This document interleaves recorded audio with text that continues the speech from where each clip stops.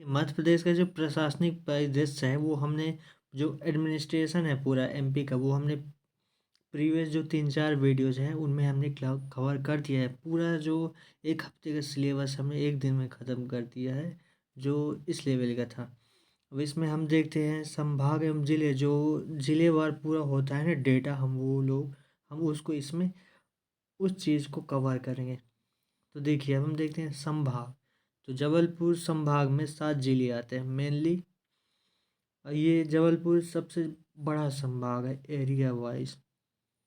तो ये भी आपको याद रखना होगा, ये भी आ सकता है। तो देखिए ये जबलपुर, जबलपुर में कौन कौन सी डिस्ट्रिक्ट आती हैं? जबलपुर आता है, कटनी आता है, नरसिंहपुर, छिंदवाड़ा, सिवनी, मंडला और बालाघाट। तो यदि इसको आप मैप में देखो ना तो बढ़िया से दिखेगा, ज़रूरत नहीं है इसलिए मैंने यहाँ उसको नहीं स्टेबल किया है। दूसरा आप देखो भोपाल, तो भोपाल में 5 ज़िले आते हैं।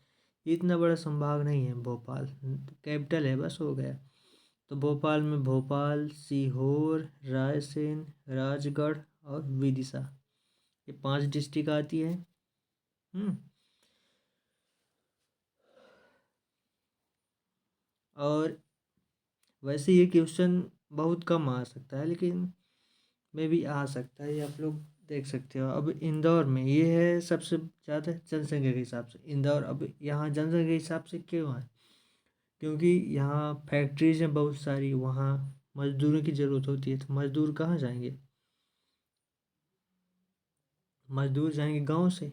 तो वहाँ जब जाएंगे फैक्ट्रीज में तो वहाँ की जनसंख्या बड़ी होगी, मतलब जनसंख्या ज़्यादा होगी कंपेरेटिवली दूसरे संभागों में, क्योंकि वहाँ उद्योग कम है कंपेयर में, तुलना करने में। तो ये इंदौर सबसे बड़ा है। तो 8 ज़िले हैं, इनमें इंदौर खुद है, फिर धार, अलीराजपुर, झाबुआ, खरगोन, बुरहानपुर, बड़वानी और खंडवा।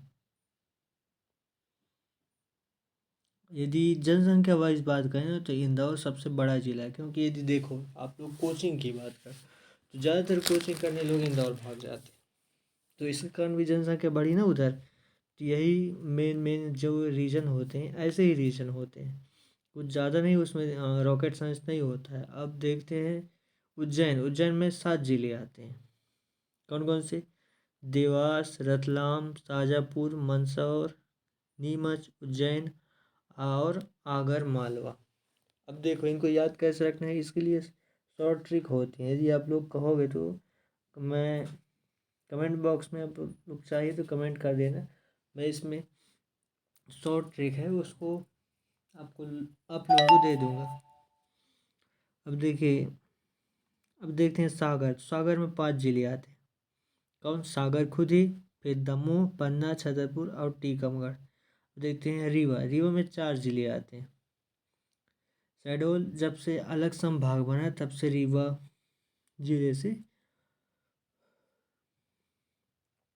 तब से रीवा जिले में मतलब सॉरी, रीवा संभाग में केवल 4 जिले आते हैं। रीवा, सतना, सिंगरौली और सीधी।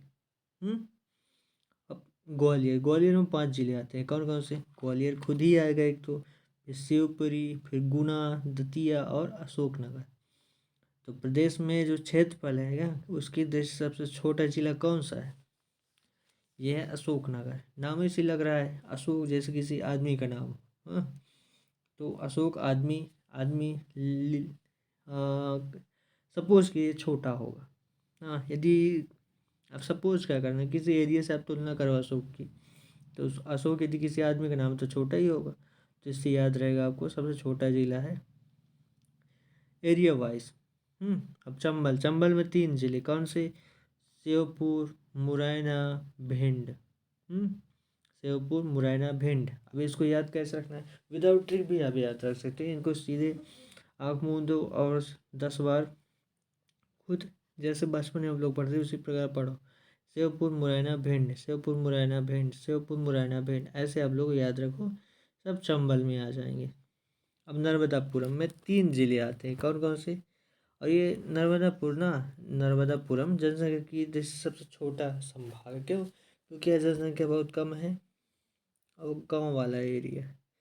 तो इसमें होशंगाबाद, हरदा, बैतूल और बैतूल क्या है, जनसंख्या की दृष्टि से सबसे छोटा जिला हरदा है।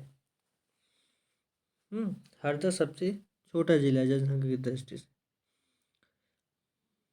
तो होशंगाबाद, हरदा और बैतूल नर्मदापुरम में 3 आते हैं। अब लास्ट कौन सा भागा, सॉरी बचा शहडोल संभाग। इसमें कौन कौन से, टिंडावरी, फिर उसके बगल में शहडोल तो खुद ही रहेगा, फिर उसके बगल में उमरिया, शहडोल के बगल में अनूप। इन चीज़ों को ना आप यदि, जैसे शहडोल आपको, जैसे शहडोल संभाग, शहडोल, फिर उसके बगल में कौन सा डिस्ट्रिक्ट है, उसके बगल में कौन सा डिस्ट्रिक्ट है, कौन सा डिस्ट्रिक्ट है, इसको अपना पूरा मैप में देख कर एकदम याद रखो तो वो भी रख सकता है। तो 3 ट्रिक हो सकती है, तो आप शॉर्ट ट्रिक याद रखो, दूसरा आप एकदम इसको 10 बार रट लो, दिन में 10 बार, एक बार देख लिया करो, एक ही बार देख लिया करो, 10 दिन तक देखोगे तो 10 बार वैसे ही हो जाएगा, तो याद हो जाए। या फिर एरिया वाइज भी मैप में देख कर याद रख सकते हो आप लोग। तो हम देखते हैं बारी बारी कर करके, पहले कौन से संभाग में, मतलब हम देखेंगे जिले वाइज, जो डेटा है जिले का उसको देखेंगे।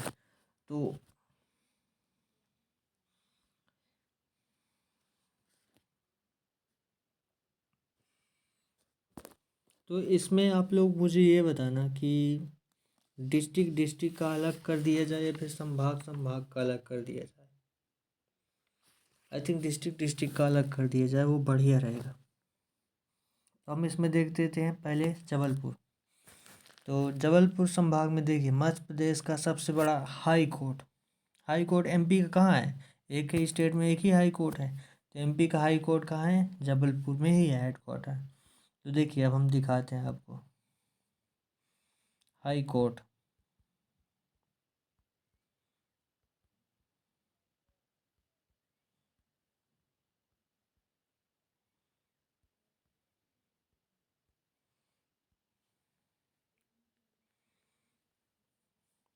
ये देखिए, ये है आपका एमपी का हाई कोर्ट, ये एमपी का हाई कोर्ट आप लोग देख सकते हो। ये हाई कोर्ट ऐसे दिखता है। तो एमपी का हाई कोर्ट कहाँ है, जबलपुर में है, ये ऐसे दिखता है, आप लोग देख सकते हो ये।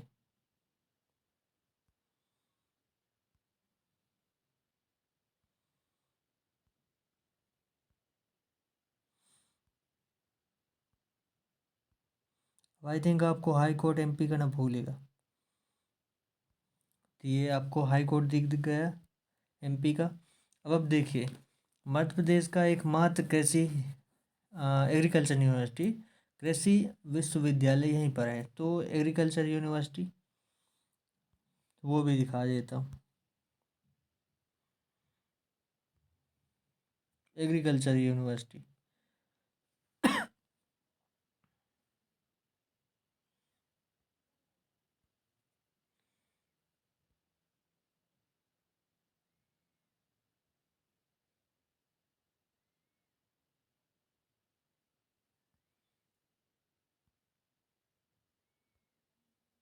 ये जवाहरलाल नेहरू कृषि विश्वविद्यालय, यह जबलपुर में ही है। तो ये आपको दिख गया। अब आप लोग देख सकते हो इसको, ये इस टाइप का है,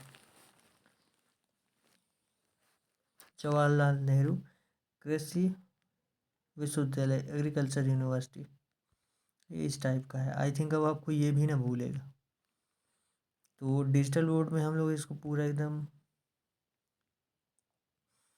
पूरा बढ़िया से दिखाते हैं, क्योंकि वहाँ एक एक पिक डाउनलोड हो जाती है। तो ये देख सकते हो आप, उधर दिखाने के लिए रखा गया है।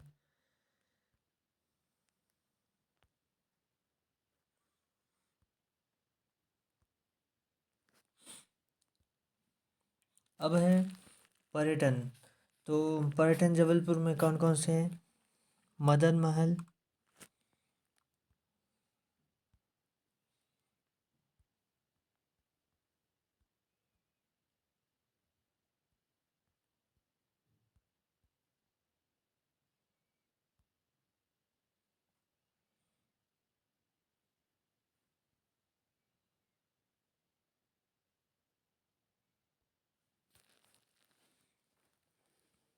तो ये अब लोग देख सकते हो मदन महल, ये जबलपुर में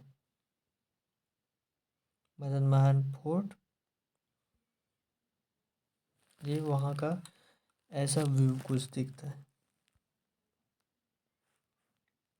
ये है आपको, आप लोगों ने जो हिस्टोरिकल जो सीरियल आते हैं तो उनमें इसी टाइप के किले वगैरह दिखाई देते हैं। ये आपको मदन महल दिख गया, मदन महल का किला।